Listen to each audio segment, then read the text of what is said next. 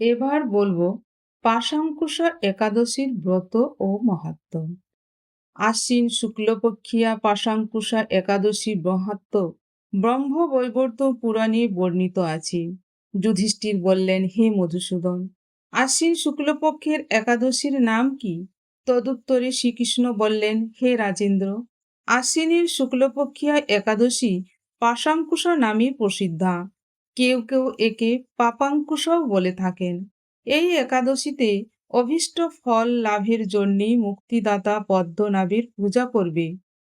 শ্রীহরির নাম সংকীর্তন দ্বারা পৃথিবীর সর্বতীর্থের ফল লাভ হয়।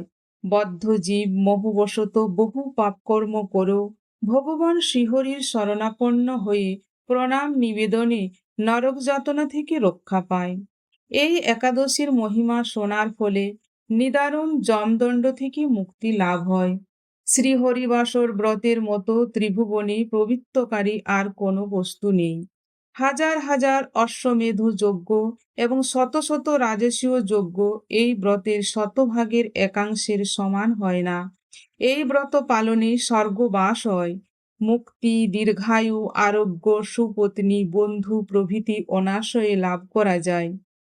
হে রাজেন্দ্র, গয়া, কাশী, এমনকি কুরুক্ষেত্র শ্রীহরিবাসর অপেক্ষা পুণ্য স্থান নয়। হে ভূপাল, একাদশী উপবাস ব্রত করে রাত্রি জাগরণ করলে অনাশয়ে বিষ্ণুলোকে গতি হয়। এই পাশাঙ্কুশা ব্রতের ফলে মানুষ সর্ব পাপ মুক্ত হয়ে গোলোকে গমন করতে সমর্থ হয়। এই পবিত্র দিনে যিনি স্বর্ণ, তিল, গাভী, অন্ন, বস্ত্র, জল, ছত্র, পাদুকা দান করেন, তাকে আর জমালয়ে যেতে হয় না। যারা এই সকল পুণ্য কার্য করে না, তাদের জীবন কামারশালার হাপারের মতো বিফল। নিষ্ঠার সাথে এই ব্রত পালনে উচ্চ কুলে নীরোগ ও দীর্ঘায়ু শরীর লাভ হয়। অত্যন্ত পাপাচারীও যদি এই পুণ্যব্রতের অনুষ্ঠান করে, তবে সেই রৌরব নামক মহা যন্ত্রণা থেকে মুক্তি হয়ে বৈকুণ্ঠ সুখ লাভ করে। কৃষ্ণ ভক্তি লাভেই শ্রী একাদশী ব্রতের মুখ্য ফল।